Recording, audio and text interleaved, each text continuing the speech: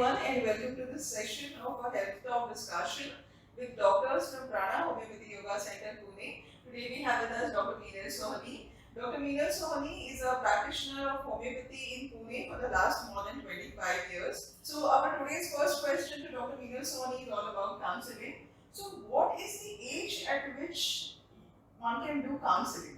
Okay, so we generally don't do counseling for very small children because they are not in charge of themselves and they don't understand. So, as we discussed last time, the basic purpose of counseling is to create awareness, and awareness is possible only after a certain age. So, we really start doing counseling after say 12 to 13 years of age, when children can think from themselves. So, ideal age I would say is about 16, 17, when the teenager starts becoming independent, starts thinking for his or herself. That is the age where counseling starts to be more effective. But for younger children, it can be just the ventilation. Just what happens in case of younger children? Suppose there is a counseling which is required. So you say below 12, 13 is not correct. So then we talk to parents. Okay, talk to parents. Because so many times the primary caregivers are responsible for the environment around the child. So if they create the right kind of environment and interaction, the child starts responding better. So child's behavior most of the times is just a response to the parental behavior or the environment. So if the parental behavior changes, the child changes too. So then in case of small children, we do parental counseling, and I give, if there is a specific behavioral issue, we give homeopathic treatment to the child and counseling to parents. This way the combination works much faster. And what are the different types of counseling that could be done? Correct. So first is, as I told you, individual counseling. So in that we work on the individual, his emotional, behavioral, attitudinal issues. Second could be parental counseling. Third could be relationship counseling. So a lot of people come for say marriage counseling or how to deal with breakups or even pre-marital counseling. Are we compatible to each other? Things like that. In relationships, then we work on communication skills, how to empathize with each other, how to understand each other better. If there are problems in the relationship, we try and find the gaps. Where are the gaps?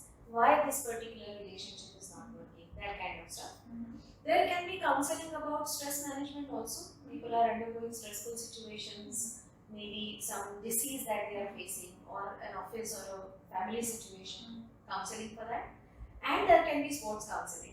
So, besides the technical difficulties that are solved by their mentors, they might be having, sports people might be having some emotional issues because of which the performance is affected, and we can deal with that too through counseling.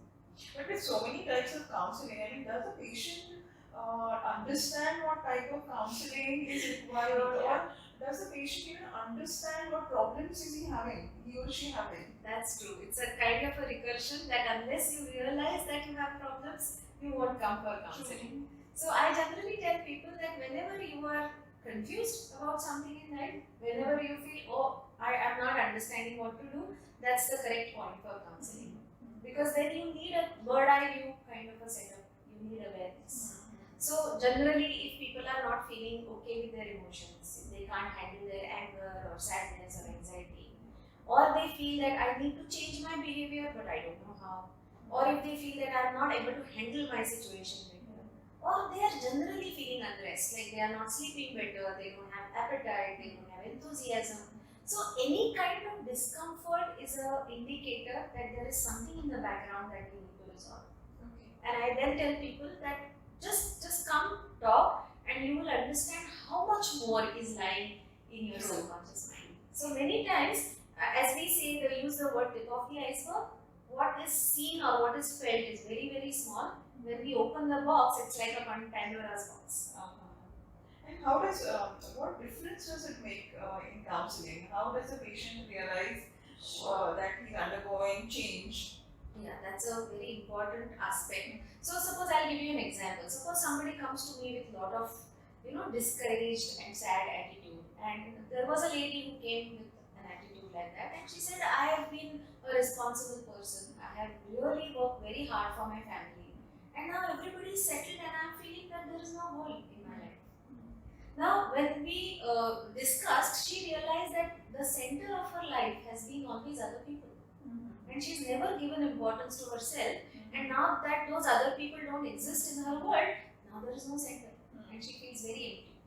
So then, why this lack of self-interest? Why this lack of self-love? How to get back that is that becomes the focus of counseling.